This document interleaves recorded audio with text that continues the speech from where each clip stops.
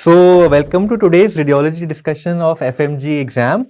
So, I just met a FMG student, Shubham, and he was really happy that his exam went well. And I hope all of your exams, especially today exam, went well. And it's such a good feeling to see students coming out of the exam centers, meeting teachers, talking to us on the phone. And so, first of all, thank you so much for showing trust in us. Thank you so much for coming to us and telling us the questions ourselves. I'll try to recall as much questions as possible.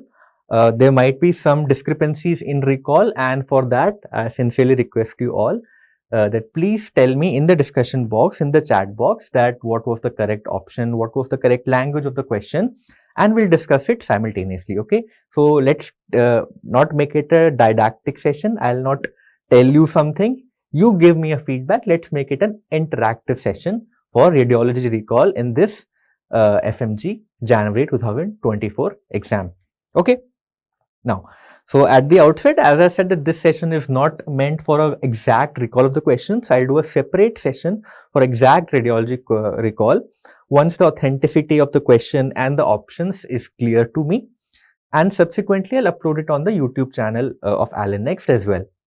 My aim of this session today is to touch upon the important topics which were asked and in an interactive way from you inquire what was the exact language of the question and the options. And so first of all, before starting this recall session, I want to tell you that however your exam went, जैसा भी हुआ तुम्हारा exam ना, अब नहीं सोचना है उसके बारे में, ठीक है? अब एग्जाम हो गया, वो सबसे बड़ी अचीवमेंट है कि तुम इस एग्जाम में बैठे. पता है इतनी ज्यादा टेंशन होती है. I am a student myself, I will be a student for life. You know, doctors are students for life. And so I believe that giving an exam is itself an achievement. इतना ज्यादा pressure आपने इन 5 घंटे में आपने देखा, वो महसूस किया, that is commendable in itself. So just believe in yourself, even if you don't pretend that you do, and at some point you will. ठीक है, जब आपका एक रिजल्ट आएगा तब आपको याद आएगा कि कितनी ज्यादा मेहनत की थी आपने and how that resulted in a good result. ठीक है, so let's start with the question. ठीक है, so tell me, I didn't was this the question that was given? ठीक है, आई थिंक जितना भी मैंने रिकॉल देखा, बाकी लोगों से पूछा, दे सेड कि सर सीटी हेड की इमेज दी हुई थी, एक रोड ट्रैफिक एक्सीडेंट का scenario tha, and these were the options. So if this was the NCCT head that was given, so this is an NCCT head, correct? Bones are white, so this is a CT. You do not see any contrast in the vessel, so this is a non-contrast CT. And what do you see? You see this crescentric, ठीक है, concavo-convex hyperdensity along the right cerebral convexity. ठीक है, so what are the pointers here? It is concavo-convex. Second pointer, it is crossing the suture. So which two important sutures are present in the head CT that we have to see? So anteriorly we have the frontotemporal suture and posteriorly the temporoparietal suture. So it is crossing these two sutures. So this is second pointer, crossing sutures.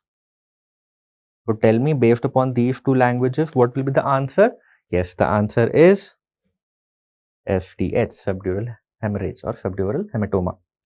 Now, if on the contrary, if this was the image that was given, it is a banana shaped, it is a biconvex shape. It is a biconvex shaped bleed. It is not crossing those two important sutures that I just told you. So in this case, this will be an EDH or an extradural hemorrhage. So I'll write it down here because I think live में नीचे वाला नहीं दिख रहा होगा आपको. So this is an EDH. Why? Because it is biconvex in nature. ठीक है. So I think yes, you are saying that यही पिक था सर. And ठीक है, बनाना शेप. So आंसर यहाँ पर हुआ FDH. चलो next question. So I think most of the students told me that sir एक anatomy वाला question था, images marked थी, structures marked थे, So most of the students have told me that this second image was the correct image that was shown. ठीक है, सो इसमें एक बार देख लेते हैं क्या क्या स्ट्रक्चर्स थे. सो जो मुझे स्टूडेंट्स ने बताया कि 3 ऑप्शंस पूछे हुए थे. एक था लिवर, एक था स्प्लीन और एक था पैनक्रियाज. लिवर, स्प्लीन, पैनक्रियाज, 3 चीजें थी. तो बताओ कौन कौन सी चीज क्या क्या है. सो सबसे बड़ा ऑर्गन यहाँ पे ये कौन सा होगा. Yes, this will be liver. ये छोटा सा ऑर्गन कोने में रहता है, बिल्कुल स्प्लीन हमेशा कोने में रहता है, तभी हम उसको वहीं पे लेफ्ट साइड पैल्पेट करते हैं ना. सो ये वाला हमारा स्प्लीन हुआ. And the structure in the retroperitoneum going towards the spleen, this is the pancreas. ठीक है, I have told you this both in your videos that are available on the LNX app, in the revision series, in the FMG workbook that we did offline. So I think this part was very well covered. ठीक है, liver, spleen, pancreas, again same picture. ठीक है, so thank you. This was the picture.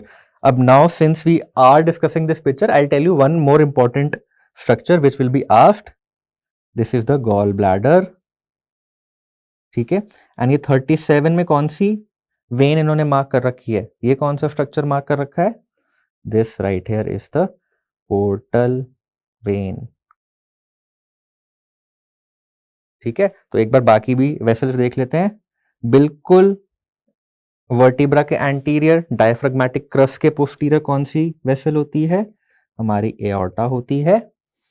And ये छोटी सी vessel जो यहां पर है ये हमारी है आईवीसी. ठीक है, ये सारी नहीं पूछी गई थी, but since we are talking about CT chest anatomy axial, so I thought it I let you know some other structures as well. So liver, spleen, pancreas, I think clear हो गया कौन सा लिवर है कौन सा spleen है. ये पूरा बड़ा सा स्ट्रक्चर, ये हमारा लिवर है, ये स्प्लीन है और ये पैनक्रियास. ठीक है, now let's move on to the next question. So again student told me that sir opaque hemithorax was given. Opaque hemithorax. ठीक है, opaque hemithorax अपने आप में एक एंटिटी होती है that one side of the chest X-ray is completely white. Opaque hemithorax. So अब ये वाली इमेज थी कि ये वाली इमेज थी. अब आप बताओ, मुझे स्टूडेंट्स ने बोला है कि सर एक साइड की इमेज, एक साइड की चेस्ट पूरी वाइट थी एंड ट्रेकिया कॉन्ट्रालैटरली शिफ्ट हो रखा था. इनफैक्ट ट्रेकिया एंड मीडियास्टिनम भी कुछ लोगों ने बोला कॉन्ट्रालैटरली शिफ्ट था. So if it is an opaque hemithorax, next step you have to see mediastinal shift. ठीक है, मीडियास्टाइनल शिफ्ट में हम क्या क्या देखते हैं. 2 चीजें देखते हैं, trachea for upper mediastinum and heart for lower mediastinum. So अगर मीडियास्टाइनल शिफ्ट कॉन्ट्रालेटरल साइड है, मतलब कोई चीज उसको पुश कर रही है उस तरफ, है ना. सो क्या होगा, या तो प्लूरल इफ्यूजन होगा या फिर कोई मास होगा.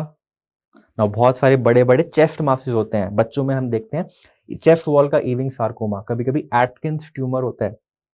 ठीक है, बड़ा सा चेस्ट वॉल का ट्यूमर होता है, पूरी चेस्ट को, मीडियास्टाइनम को दूसरी तरफ पुश कर देता है. या मोस्ट कॉमनली जो कि आप क्लिनिकल प्रैक्टिस में देखोगे, is a pleural effusion which causes a contralateral mediastinal shift. So if this was the question and the mediastinum was shifting towards the contralateral side, the answer here would be a pleural effusion. But अगर ipsilateral shift है मीडियास्टाइनम का, मतलब जिस तरफ OPEC हेमीथोरैक्स है उसी तरफ हमारा ट्रेकिया शिफ्ट हो रखा है, मतलब उस जगह पे वॉल्यूम लॉस है. So if there is ipsilateral mediastinal shift, the mediastinal shift is towards the ipsilateral side, same side, then the answer would be collapse. ठीक है, तो आप बताओ क्या था आंसर. सो सर अगर नो शिफ्ट है एंड एक साइड फुल वाइट था एंड एक साइड थोड़ा थोड़ा वाइट था, ठीक है, एक साइड थोड़ा थोड़ा वाइट था. सो हम तीसरा ऑप्शन देख लेते हैं.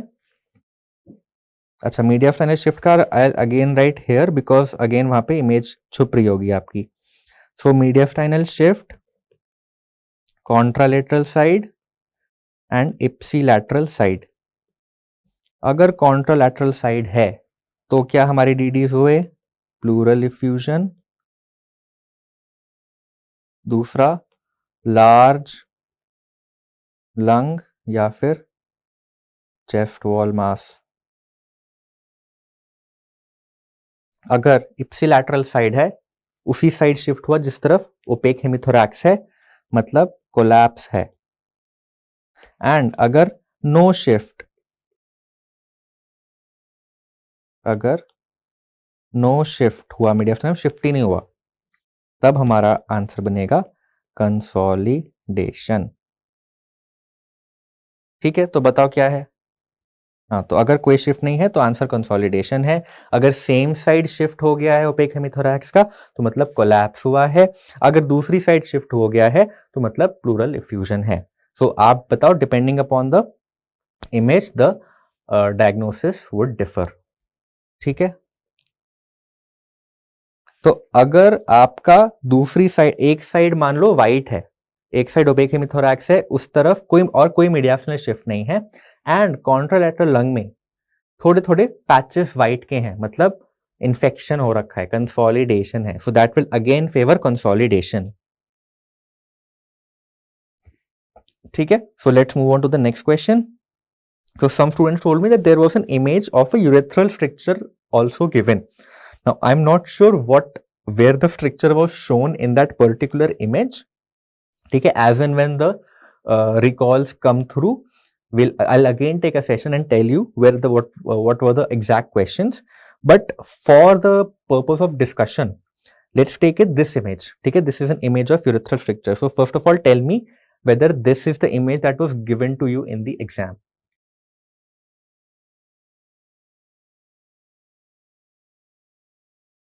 Tell me. So first of all, tell me the investigation. So first of all, this is an RGU. This is an RGU. The anterior urethra is very well seen and you can see the cannula which has cannulated the urethra. So this is an RGU which is done to investigate urethral strictures. ठीक है, done to investigate urethral stricture. Now जब भी हम RGU करते हैं ना, remember यही image दे रखी थी, ठीक है, सेम इमेज दे रखी है. अब हम इसको अच्छे से डिस्कस करते हैं. तो अगर ये वाला हमारा पार्ट हो गया ब्लैडर का, ठीक है, ये वाला हमारा पार्ट हो गया ब्लैडर का. जब भी हम एक आरजीयू करते हैं, रेट्रोग्रेड यूरेथ्रोग्राम. रेट्रोग्रेड क्यों बोला? यूरिन का नॉर्मल यूरिन की डायरेक्शन क्या है? From bladder to outside. RGU में हम क्या कर रहे हैं? हम कंट्रास्ट डाल रहे हैं from outside to the bladder. Retrograde direction में हम कंट्रास्ट डाल रहे हैं. So the investigation is RGU. ठीक है, first of all now RGU में कौन कौन से स्ट्रक्चर्स होते हैं, यूरेथ्रा के पार्ट्स कहां कहां होते हैं, लेट्स जस्ट लेबल देम. सो जो ये सबसे बड़ा पार्ट है यूरेथ्रा का, ये पूरा पार्ट, ठीक है, this is our penile urethra. This is our penile urethra. Now bulbar urethra कौन सा पार्ट होता है? ये जो थोड़ा सा डायलेटेड सा पार्ट होता है ना normally, this is our normal bulbar urethra. इसके अब मैं मेम्ब्रेनस को नहीं लेबल करूंगा, I will label the prostatic urethra for you guys. Now ये जो छोटा सा स्मूथ सा आपको दिख रहा है, पतला सा इंप्रेशन पड़ रहा है उसके ऊपर प्रोस्टेट का, this part is your prostatic urethra. And finally in दोनों के बीच में ये वाला जो पार्ट बच जाता है, this is our membranes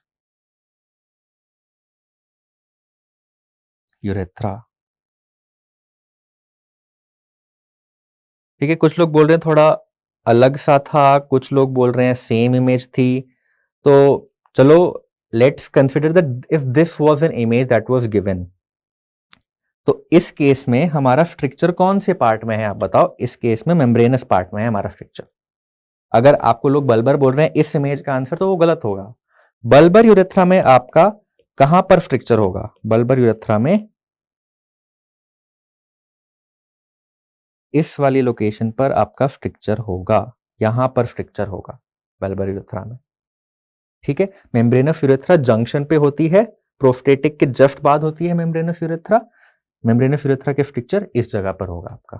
so depending upon the question and the image the answer would change. So prostatic enlargement में, ठीक है, प्रोस्टेटिक एनलार्जमेंट में हम पहली बात कभी भी आरजीयू नहीं करते। अगर प्रोस्टेटिक एनलार्जमेंट होता है, प्रोस्टेटिक एनलार्जमेंट पहली बार अगर वो यूरेथ्रा को कंप्रेस करता है, तो क्योंकि पोस्टीरियर यूरेथ्रा है तो उस केसेस में हम एमसीयू करते हैं और voiding cystourethrogram, not an RGU. RGU is usually done for anterior urethra pathologies. ठीक है, सो प्रोस्टेटिक एनलार्जमेंट नहीं होगा इसका answer.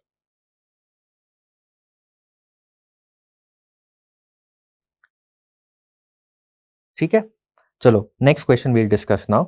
Identify the lesions seen in the following image and this was not the exact language of the question. The question students told me was a big question, proper clinical vignette types, and उसमें question में smoker दे रखा था। ठीक है, so first of all chest X-ray दे रखा है हमें, bilateral well defined rounded radio opacity. So मैंने क्या क्या बोला? Bilateral well defined rounded opacities. ठीक है, लाइक अ बॉल।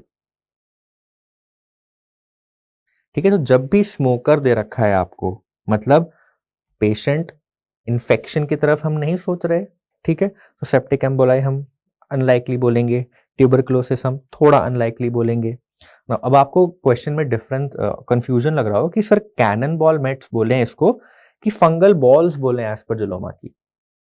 ठीक है, सो पहली पहली बात, स्मोकर अगर आपको दे रखा है so you are hinting towards a lung carcinoma, you are hinting towards a cancer. So उस केस में भी कैनन बॉल मेट्स ज्यादा लाइकली होंगे। प्लस जो फंगल बॉल के एस्परजिलोमास बनते हैं उनमें हम क्या देखते हैं? हम उनमें मोनॉड साइन बोलते हैं, मोनॉड साइन देखते हैं, या फिर एयर क्रिसेंट साइन, कि एक कैविटी होगी, उसके अंदर एक फंगल बॉल होगी एंड हमें एक्सरे पर एक ब्लैक सी शैडो दिखेगी एयर की in between the cavity wall and the fungal ball. तो इस केस में तो हमें कोई भी ऐसी एयर क्रिसेंट नहीं दिख रहा। So fungal ball aspergilloma is unlikely. Answer here is simple, cannonball mets. ठीक है, cannonball mets, pulmonary mets. Options were, अच्छा वेट लॉस भी दे रखा था 10 kgs का। ओके, ऑप्शंस वर cannonball, pulmonary mets। ठीक है, सो डिफ्यूज, हाँ मिलियरी टीबी ऑप्शन में था। ठीक है, ट्यूबरक्लोसिस नहीं होगा, मिलियरी टीबी होगा। मिलियरी का मतलब क्या है? Millets like. अगर मिलियरी टीबी था ऑप्शंस में, मिलियरी टीबी अगर ऑप्शंस में था तो मिलियरी का मतलब है मिलेट्स लाइक, छोटे छोटे छोटे छोटे छोटे। तो उन केसेस में एक्सरे कैसे दिखता? ऐसे छोटे छोटे छोटे छोटे छोटे छोटे छोटे छोटे आपको रेडियो ओपेसिटीज दिखती दोनों लंग्स में। बायलेटरल होता है मिलियरी टीबी। ठीक है, तो हाँ मुझे स्टूडेंट्स ने ये बोला कि सर हमें कंफ्यूजन हो रहा था fungal ball of aspergilloma versus cannon ball mets में।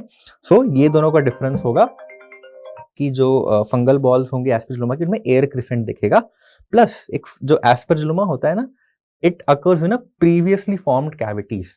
तो आपको कोई हिस्ट्री दे रखी होगी, पास्ट हिस्ट्री ऑफ ट्यूबरक्लोसिस, आपको अपर लोब्स में यहाँ पर कोई कैविटेशन हो सकता है मिल रही हो उस केसेस में, but this is simple case of a cannon ball metastasis. ठीक है, चलो नेक्स्ट क्वेश्चन पर आते हैं। Which of the following active substance is used in PET scan? ठीक है, I don't know this was the exact language of the question. Tell me in the comments section what was the exact language of the question. But I think अगर PET scan की बात कर रहे हैं, पेट की full form क्या है बताओ? पेट की फुल फॉर्म क्या है? Yes, positron emission tomography. Wrong question है। कौन सा रॉन्ग क्वेश्चन है यार कालू? कौन सा रॉन्ग क्वेश्चन है बताओ?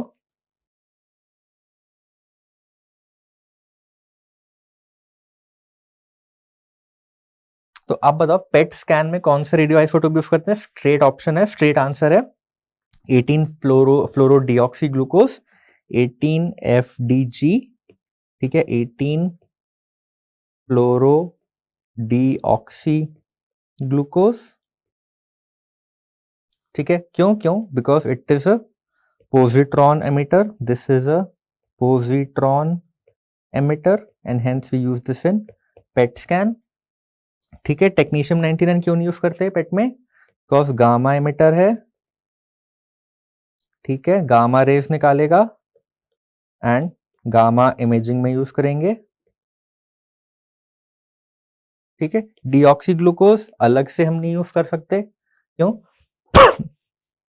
क्योंकि वो हमारे पोजिट्रॉन नहीं निकाल सकता। 18 fluorine is the active compound in the FDG जो कि पोजिट्रॉन निकालता है। एंड आयोडीन 131 अगेन हम पेट में नहीं यूज कर सकते, हम कहाँ यूज करते हैं? रेडियो एक्टिव आयोडीन एब्लेशन में यूज करते हैं, राइट। हाँ, एफडीजी का फुल फॉर्म था ऑप्शन में, सो 18 फ्लोरो डीऑक्सी ग्लूकोज, ठीक है, 18 एफडीजी 18 फ्लोरो डीऑक्सी ग्लूकोज जो कि हम पेट में यूज करते हैं, ठीक है।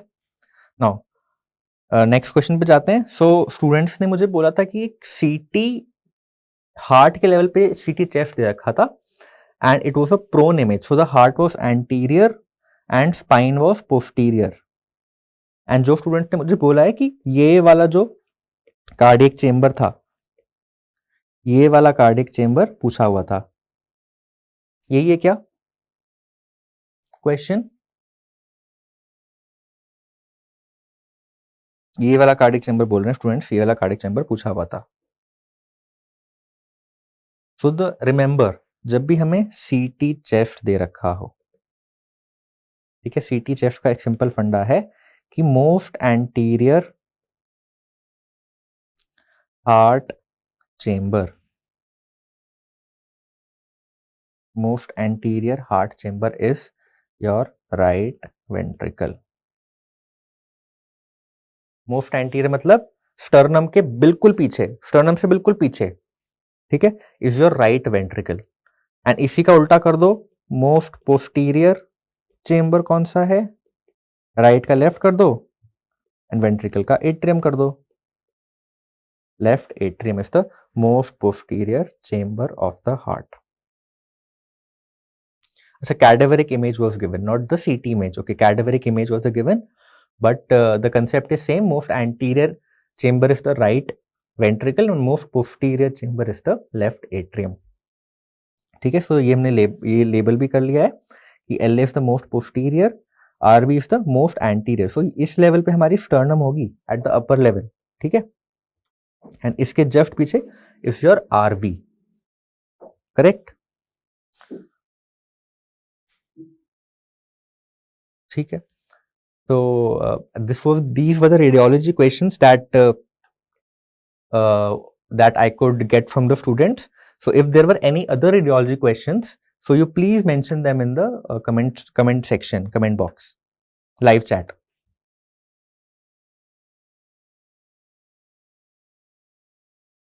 Okay, I'll wait for one more minute. If there are any more radiology questions, we can discuss them happily.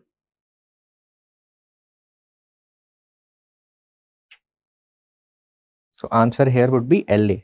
Left atrium is the most posterior heart chamber.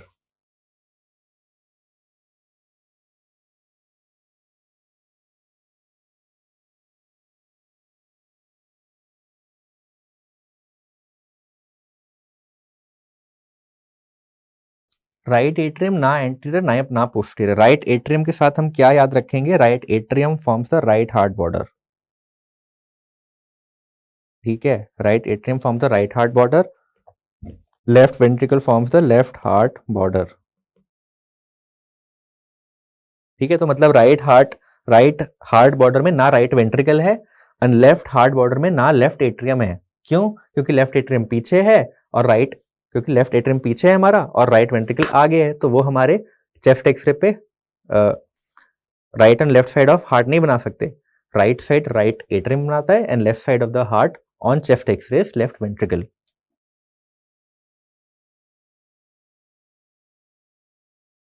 ठीक है, अगर क्रॉनिक स्मोकर से स्टार्ट हुआ, 10 kg weight loss था last 3 months में, fever भी अभी आ गया, यार बहुत कुछ डिपेंड करता है क्वेश्चन में कि आपका चेस्ट एक्सरे कैसे था। अगर टीबी होता है ना, अगर टीबी का चेस्ट एक्सरे है तो I will tell you TB के चेस्ट एक्सरे की क्या खासियत होती है। It has nodules, cavitations and consolidations. ठीक है, नोड्यूल्स भी कैसे, ट्री इन बर्ड, ऐसे बड़े बड़े मासेस नहीं आते टीबी में। This is very typical of a metastasis. ऐसे बड़े बड़े मासेस अगर आपको दिख रहे हैं बोथ लंग्स में scattered, this is very typical of cannonball mets. So with this, we'll complete our radiology discussion. If there are any more radiology questions, please put them in the live chat. I'll discuss them happily in a day or two. Thank you.